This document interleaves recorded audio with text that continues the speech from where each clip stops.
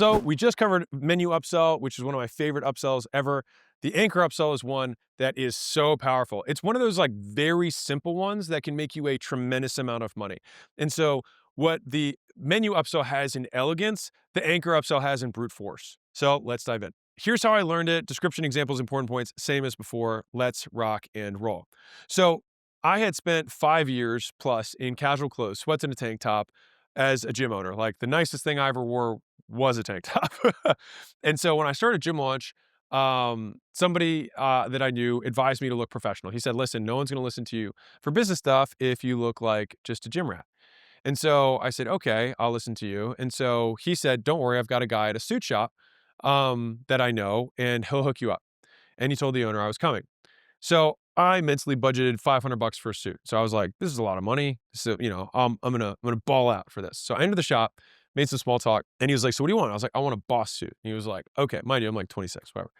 And so I tried, so he gives me the suit. I tried on. I felt cool. He's like, how do you feel? I was like, I feel like a boss. And he's probably laughing at himself. So anyways, I'm looking at stuff in the mirror. And so then I like kind of look down at the tag that's on the arm. And when I pull it over, it says $16,000. And I still can remember the blood just draining from my face, being like, "Dude, 16 grand?" I was like, "That's a car." And I was like, "Oh God, like, what did I get?" Because my friend had referred me. So I was like, I don't want to look like a fool here. And they had prepped this stuff. So the sales guy, who was the owner, he was also a third generation tailor, obviously not his first rodeo. I looked at I was like, hey, he's like, he could see that I was a little distraught from the price. And he's like, "Hey, do you care much about the brand of the suit?" And I was like, "Oh no, I don't care. I just wanted to look cool." And he was like, "Oh, don't worry." So he had already prepared, and this is key, other suits next to me. And so he took this one off and he says, "Hey, try this on for size." And just like immediately. So at this one, he's like, "How does this one look?" And I'm like, "Great." Like I didn't even want. I was like, I didn't even want to like think about potentially having this suit. So I then pull it over and it says 2 grand. And I'm like, all right, like it's more than I wanted, but like at least this is not a car. Like I can get out of here, without embarrassing myself. And so he's like, do you like it? I said, sure. I ended up buying like $500 in like shirts and socks that went with the suit. And spent, I think, $2,500 or 3 grand, something like that, on the way out the door. As I went through the process later, I thought to myself, I came in with a $500 budget and I ended up spending 5 or 6 times my budget. And I was like, how did that happen? And I realized that the first thing I saw was $16,000 and it just made everything seem like nothing. And so Roy Sutherland actually tells a story about this with Rolls Royce. So Rolls Royce stopped showing their cars at car shows because if you have all these different cars and then you see a $400,000 car, it seems egregious. And so what they started doing was showing their Rolls Royces at plane and yacht shows. So if you just decided not to buy a $50 million jet, a $400,000 car feels like candy on the way out the door. And so everything is relative in terms of what the price is being positioned against. And so I was like, man, that was really powerful. And it changed how I saw sales.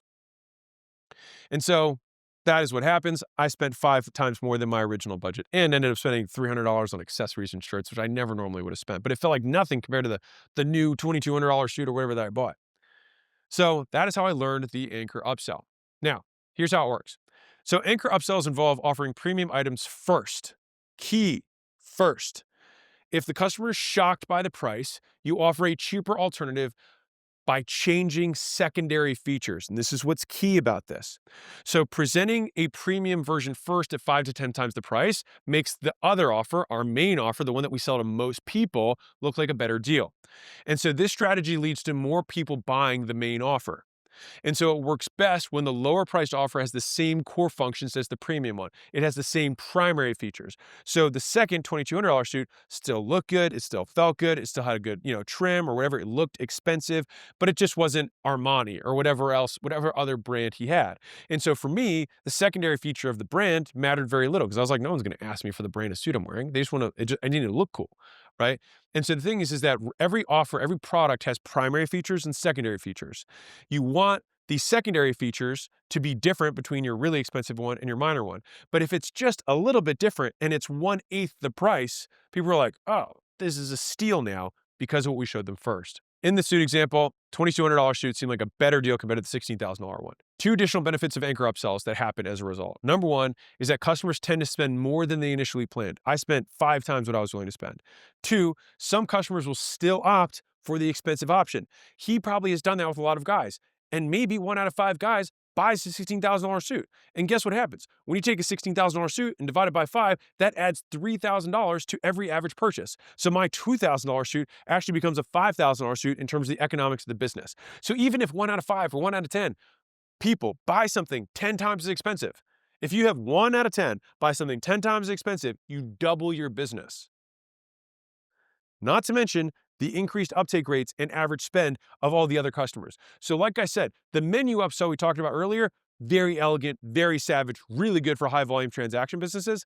This one, a fucking ramrod for businesses that have fewer customers that spend lots of money. Basically, this can still make you more money than the menu upsell can, even though it's just very simple to understand. So here are the steps to using an anchor upsell. You present the anchor, the really expensive thing. Step 1. Step 2, get the gasp. All right, expect customers to freak out about the cost. That's expected. If you didn't do it, you didn't anchor high enough. That's why I say 10 times the price. So if you're like, I don't know, is this an anchor? Like I added 20%. It's not an anchor. It has to be an order of magnitude larger. It has to be so much larger that it gets you to recategorize your original purchase. Like think about it. Buying planes and buying yachts compared to buying a car. Totally different magnitude. It can't be, it can't be within 100%. It's got to be 5x, 10x more. Once you get the gasp, you come to the rescue. You ask if they care about what makes it premium, those secondary features. Do you care about the material or the internal lining, stuff that most people won't care about? Then you present your main offer and you expect the customer to feel relieved and see the better deal. Then you just ask how they want to pay, which card you prefer. So here's some pro tips. Number one is the only thing worse than making a $1,000 offer to a person with a $100 budget is making a $100 offer to someone with a $1,000 budget. In the first situation, you lose $100. In the second situation, you lose $900. I've lost tons of customers and mountains of cash because customers wanted more than I had to offer. Boo. So now I always have premium upsells ready. Anchors. Only a handful of customers buy them, but that handful of customers bring in big profits. So always have premium offers, even if most people don't buy them. You're not failing if 1 out of 10 people buy a 10 times more expensive offer. You still double your business. Remember, you're not losing customers by offering premium stuff first, but you will lose money if you don't. All right, let's do some examples. First one, we'll do a local lawn care service. So the premium anchor is get my cell phone number, fancy mulch, natural pest control, bi-weekly yard maintenance for $1,000 a week. It's crazy. Big shock. No worries. Get my foreman's number, my team, my crew chief's number, generic mulch, normal pest control, bi-weekly yard maintenance for $200 a week. Yeah, I'll do that one. Because it's almost the same thing. At the end of the day, it's like, and they'll probably be like, is my, yard going to look any different? It's like, well, not really. It just really depends on how much you care about the quality of the soil. Now, for the guy who cares about the quality of the soil, he's going to buy this thing. But for everybody else, which 80% of people don't give a rat's poo about the quality of this other stuff, they're like, no, I'll take the 200. But they don't know that you couldn't price this at 200 because last week when you offered 200 straight up, people were nickel and diming you down to 150 or 99 a week. So physical product, a painting. The anchor would be the super protective packaging, a 20-year insurance, and gift wrap for $1,000. The main offer is normal packaging and 1-year insurance and a sticker for $200. You're like, I'll take the normal one. The thing is that you want the customer to feel reasonable by making the purchase, like they're getting a better deal, like they're pulling one over on you. They're like, this guy thinks I want the 1,000. Like, he doesn't even know that this is basically the same thing. And it's like 1/5 the price.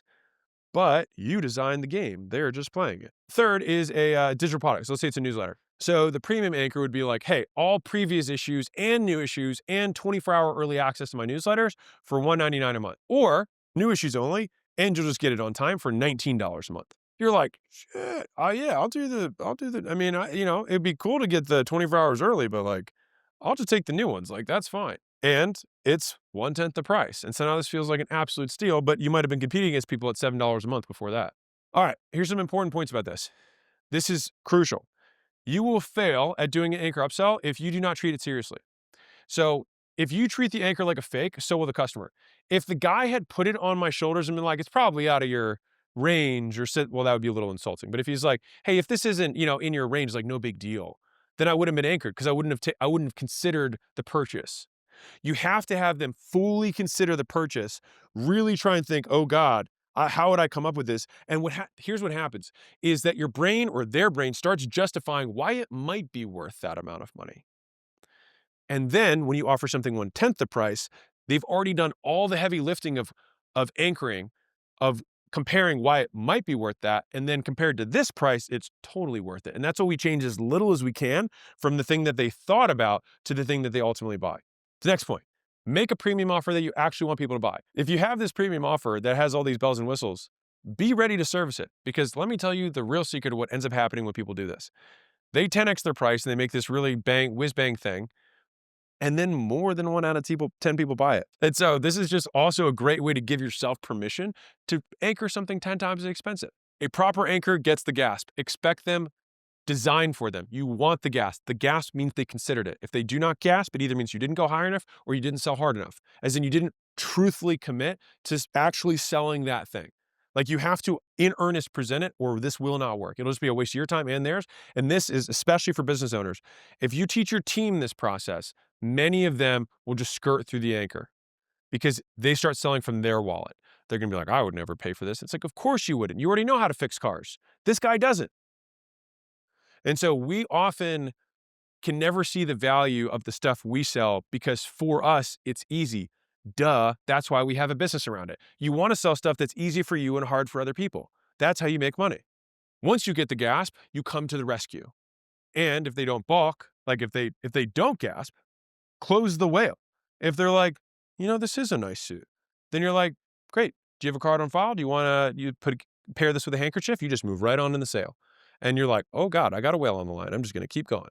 To get more people to buy your main offer, make it a better deal. So this is the primary versus secondary features. You want it to be as little different from the main one, from the anchor, as possible, so that they justified the price already at this 10 times higher price. And when they hear this one, they're like, oh, this is a steal. Because if you make your good one too different from the core offer that you're ultimately trying to sell 80% of people, then they actually have to reconsider the offer again. They have to recalibrate price to value. You want them to basically be able to take the same price to value measurement they did here and then here an 80% discount or a 90% discount because the things that you changed were not the things they cared about. But if you all of a sudden have all these things they do care about, then you changed primary features, not secondary features. So if you present a more expensive offer first before a less expensive offer, more people will buy the less expensive offer than they would have on its own. When you present the anchor, get the gasp, come to the rescue, present the core offer, ask for payment. For the most effective anchor, make your premium offer 5 to 10 times more expensive.